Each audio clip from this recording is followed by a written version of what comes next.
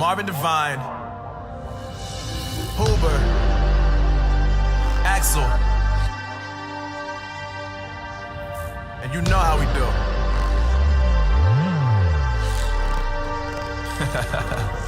तो अगर आपने अपनी स्पीड को बढ़ाना है, बॉलिंग स्पीड को, तो आप किस तरह बढ़ा सकते हैं? क्योंकि यार मैं देख रहा हूँ कि हम लोग फिटनेस को उस तरह नहीं लेते जैसे हमें लेना चाहिए, ठीक है? ये उस तरह वो नहीं है जिससे हम ट्रेंड करते हैं, ये उस तरह वैसे वाला उस तरह है, ठीक है?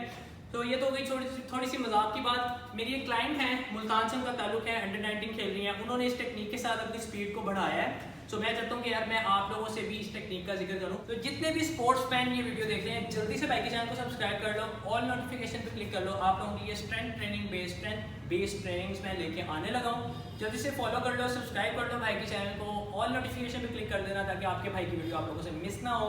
तो आज के वर्कआउट पे चलते हैं, कीप वॉचिंग। सो गाइस, सबसे पहले तो आपके पास ऐसी स्मिथ मशीन होनी चाहिए अगर आप जिम में वर्कआउट कर रहे हैं। अगर आप जिम में वर्कआउट नहीं कर रहे तो आपके पास रेजिस्टेंस बैंड होना बहुत ज़्यादा जरूरी है।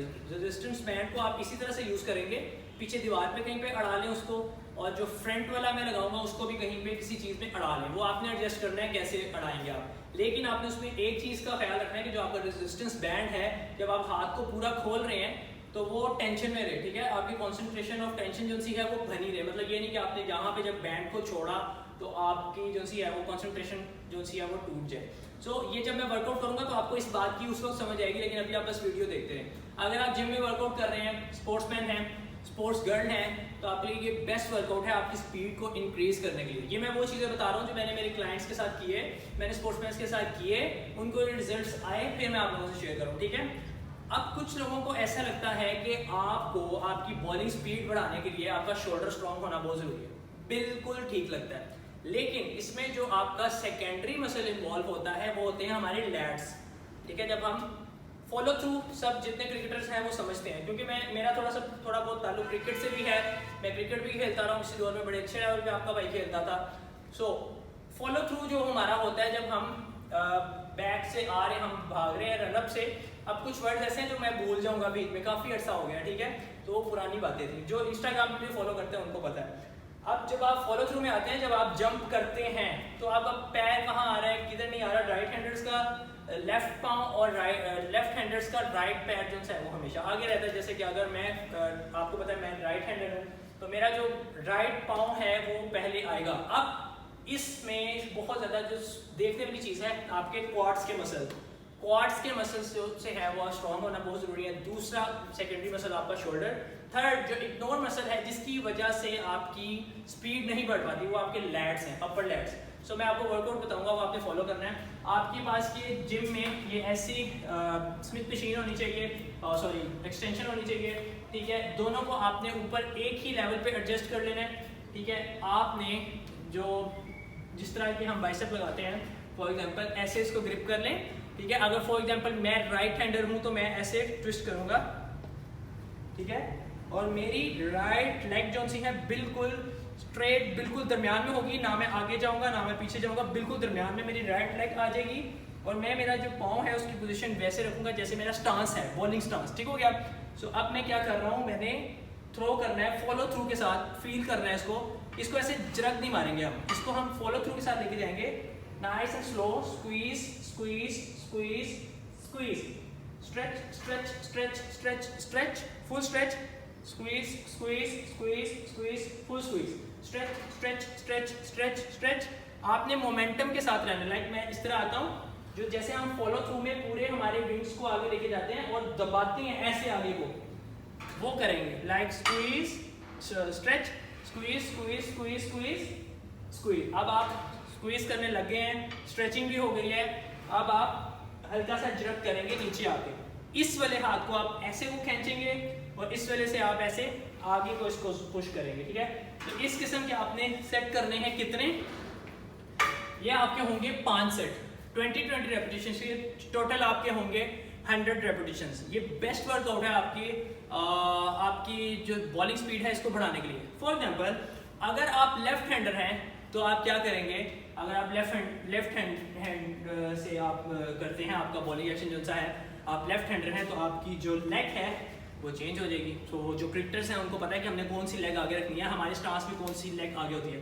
बहुत बेस्ट किस्म के इसके रिजल्ट्स हैं। दूसरा, मैं आपके क्वाड्स मसल्स के लिए आपको बताऊंगा। देखो, मसल्स को ट्रेन करना एज अ बॉडी बिल्डर, जैसे मैं किसी मेरे क्लाइंट को अगर मैं ट्रेनिंग करवाता हूँ किसी कंपटीशन के लिए, तो उसकी ट्रेनिंग्स और तरह से होती हैं। लेकिन अगर मेरे पास कोई स्पोर्ट्स मैन आएगा तो उसकी हार्ट पे काम करना बहुत ज़रूरी है। अगर आप एक स्पोर्ट्स मैन हैं, अगर आप एक स्पोर्ट्स गर्ल हैं, तो आपके लिए सबसे ज़्यादा ज़रूरी ये है कि आप आपके हार्ट रेट पे काम जरूर करें। आपका जो भी ट्रेनर है उसको कि मुझे मेरे हार्ट रेट पे काम करना है। विराट कोहली की मिसाल देता हूँ, ठीक है। विराट कोहली जिस स्पीड से अपना पहला रन कंप्लीट करते हैं, उनका 50 जब 50 कंप्लीट होती है तो 50 रन में भी उनका जो दूसरा या तीसरा रन होता है, वो जो दौड़े होते हैं, उसमें सिर्फ इतना फर्क आता है 19-20 का। तो इट मीन्स कि उस बंदे का फिटनेस लेवल क्या है। यहाँ पे हम लोग लैग कर जाते हैं, जो कि चीज़ हमें समझ नहीं आता। स्पोर्ट्समैन, मैं आप लोगों से ये कह रहा हूँ कि ये चीज़ें बहुत ज़्यादा ज़रूरी हैं। स्ट्रेंथ पे काम करना बहुत ज़रूरी है। अब मैं आपको वर्कआउट कराऊंगा क्वाड्स के लिए। Keep watching. सो गाइस, आपके भाई ने जिस तरीके से आपके लिए डिज़ाइन किया है, मेरी कोशिश ये थी कि जो लोग जिम नहीं जाते और स्पोर्ट्समैन हैं या स्पोर्ट्स गर्ल्स हैं, वो इसको इजीली घर पे परफॉर्म कर सकें, रेजिस्टेंस बैंड पे पूरा आप परफॉर्म कर सकें।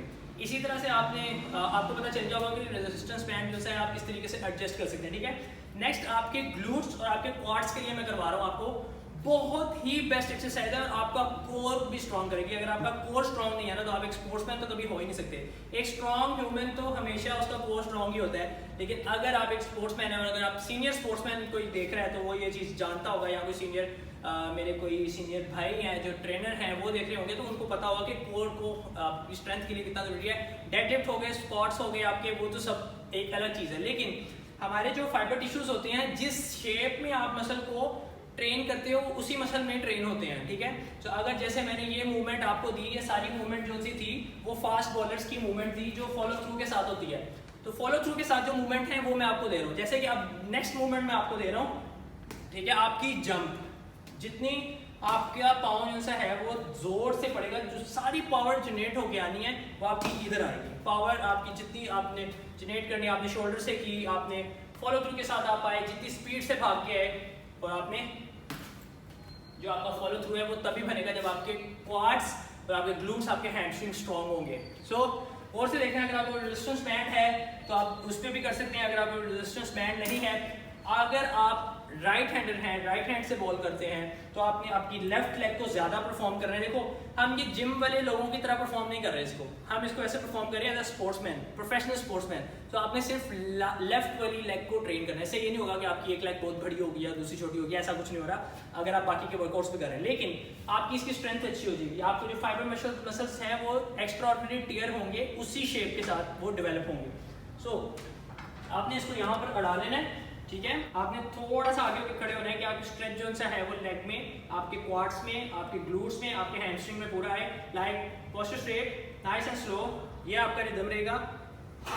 1 control, 2 control, 3 control, 4 control, 5 control, 6 control.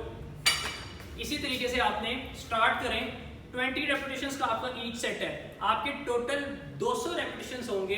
हर एक दिन छोड़ के एक दिन परफॉर्म करनी है। जो फास्ट बॉलर्स हैं उन्होंने, ठीक है। जो स्पिनर्स हैं उनको जरूरत ही नहीं है, वो जो क्रिकेट खेलते हैं उनको समझ आ गई होगी मेरी बात, मैं क्या कहना चाह रहा हूँ। स्पिनर्स को इस पे काम नहीं करना होता, स्पिनर्स को अपनी रिस्ट पे ज्यादा काम करना होता है, ठीक हो गया। सो उनके लिए रिस्ट के लिए मैं वर्कआउट लेके आऊंगा, वो आप लोगों के फीडबैक पे डिपेंड करेगा कि आप लोगों को ये पूरी सीरीज चाहिए कि नहीं चाहिए। आप लोगों का प्यार आप लोगों का शेयर करने से पता चलेगा, नहीं तो उसी तरह मैं जिम वालों की वीडियोस बनाता रहूँगा। ये मेरी एक क्लाइंट है जिन्होंने कहा कि आप पूरी सीरीज लेके आए स्पोर्ट्स गर्ल्स के लिए। उन्होंने अपना स्टेमिना बढ़ाया, उन्होंने अपनी जो सी है स्पीड बढ़ाई, उसके बाद उनको फील हुआ कि नहीं यार ये चीज़ें सबको बतानी चाहिए। क्योंकि सो आपका भाई हाजिर है, अपनों का ख्याल रखें। इंस्टाग्राम पे फॉलो करना नहीं भूलना, क्योंकि जितने भी मेरे क्लाइंट्स के बिफोर आफ्टर्स हैं, जितने भी मेरी वीडियोस से आप लोगों को रिजल्ट्स आते हैं, सब मैं वहाँ पे शेयर करता हूँ। और यहाँ पे भी सब्सक्राइब कर लें, ऑल नोटिफिकेशन क्लिक कर लें, ताकि आपके भाई की जब भी वीडियो आए तो आपको उसकी नोटिफिकेशन आ जाए। अपना ख्याल रखें, मुझे अपनी दुआ में याद रखें। Stay natural, be happy.